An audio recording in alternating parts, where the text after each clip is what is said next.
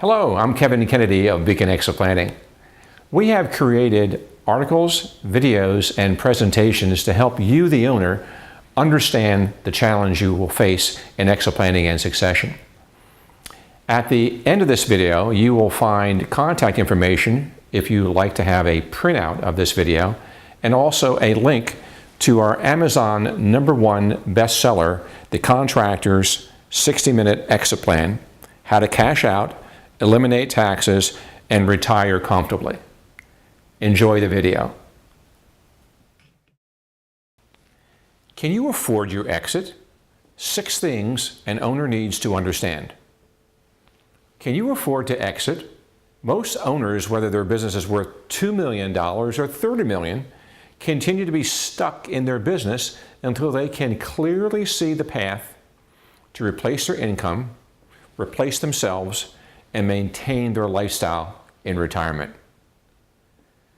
Owners cannot move forward until they cross this financial bridge and then move into replacing the empty chair.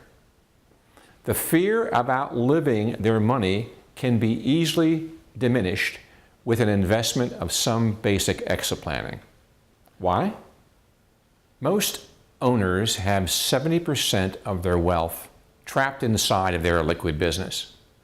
You must find a way to unlock that amount of wealth and without being clobbered by taxes, which can exceed 60%.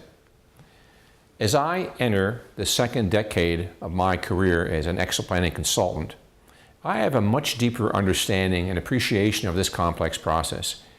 Even though our co-owners and I bought and sold an ENR top 20 specialty contracting company, my real technical learning came through my exit planning training and guiding owners through the exit process. This includes the various dynamics of business ownership, as well as the tools required to successfully transition a business in a seamless and tax-efficient manner. These newly discovered tools and concepts were never provided by our advisors to my team when we exited our business. I would like to share with you a few key concepts you need to consider when you start to plan your business exit.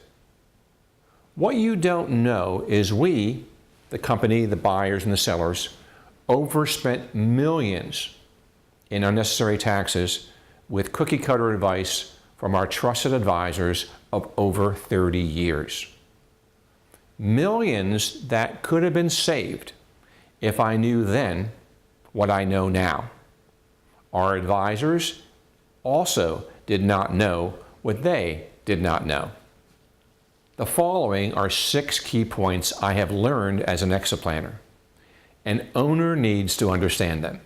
The owner is stuck until they can clearly see their financial future outside the business. And this requires a plan. At any given time, 40% of U.S. businesses are facing the transfer of ownership issue.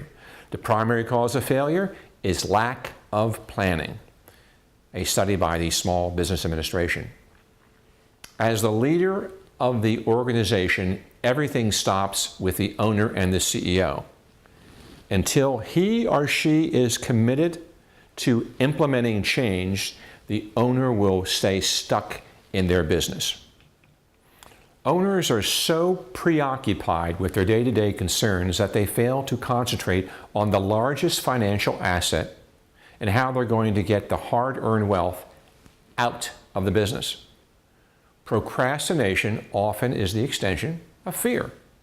Fear of the unknown.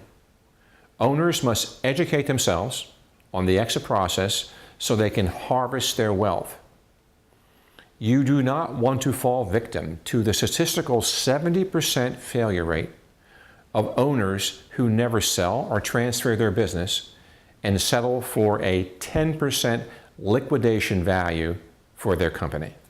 The exit process can be arduous and intimidating due to the integration of the various disciplines, as well as the coordination of the various advisors, such as an accountant, valuator, attorney, tax advisor, estate attorney, financial planner, insurance professional, and so on.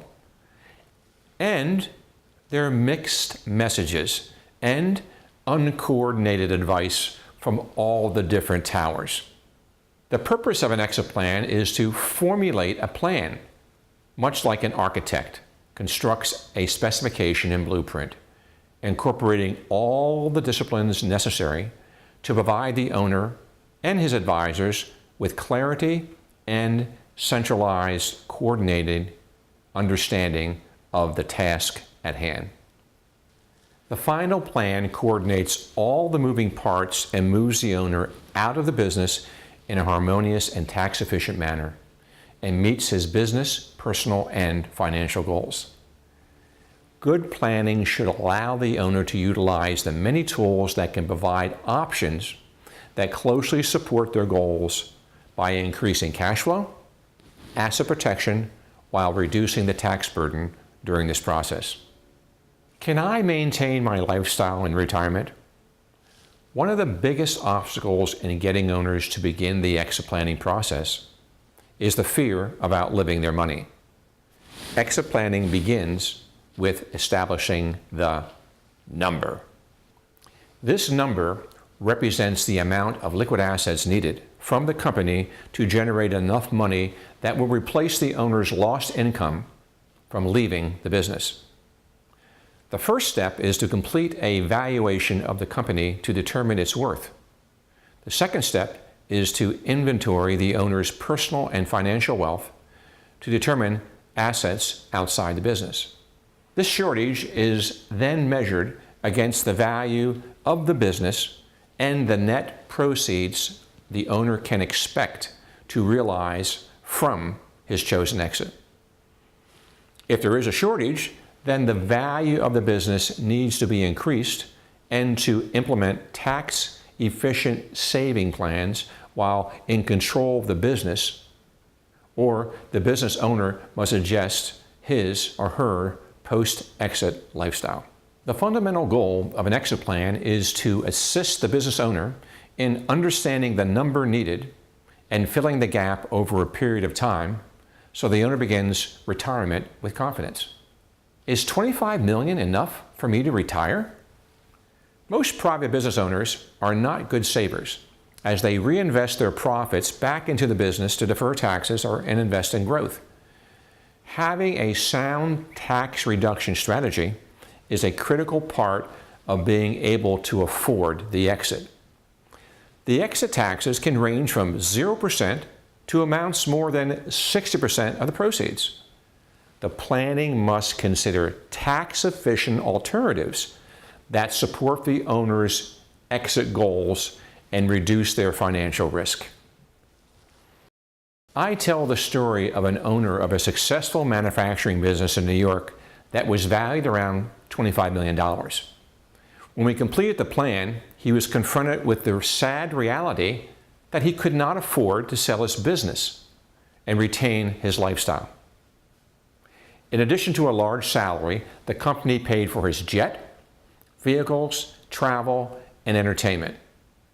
He was on his third wife, 3 homes, and stuck because his lifestyle could not be replaced by the sale, which leads to my next point. Time is your best friend during the exit. I have come to learn that exit planning is a process, not an event that occurs after we deliver the plan. It is a complicated coordination of many moving parts that usually take several years to implement. The writing of the plan can take from 5 to 8 months to compile, and the delivery is just the beginning of the process. Usually, the plan is implemented within a year, but we have had plans that have taken over 3 years due to the restructuring, determining and training of the succession team buyers, and saving more money while in control of the company. A critical time consideration is whether the owner can utilize all the favorable tax-saving vehicles that can help leverage the money needed in retirement and supplement the sale or transfer. There are numerous tools that can be implemented in an exit strategy, including retirement plans, investments, trust, and insurance vehicles, which will allow Uncle Sam to subsidize the exit. Each exit is unique and therefore needs to be tailored to an individual owner's goals. Time and compounding is an owner's best friend with investments that can leverage the exit and increase savings for retirement. Both the owner and the company must be prepared for the exit. Once the plan and buyers are determined, then the obvious time consumer is succession and replacing the empty chair. It takes time to move senior management into leadership and to replace the CEO. Managers need this time and independence to experience the scars and bruises of running the business independent of the owner. During this time, the owner becomes the mentor and coach, allowing the team to mature while beginning to envision themselves outside the business and in their retirement. Once the management team gets momentum, then the next level of growth is embracing leadership, thinking like owners and always putting the company first. Making a mountain out of a molehill. When selling to an outsider, like a consolidator or a competitor, a public company or a private equity firm, a seller wants to maximize the value of the company. A good mergers and acquisition advisor can assist the seller with cleaning up the company and its records in a manner that will present the company in the best possible light and increase its value. Making a molehill out of a mountain. It seems counterintuitive to reduce the value of a company in a sale, but that is how it works with many internal sales, like a manage and buyout. Why? Because buying a business is typically accomplished with after-tax dollars.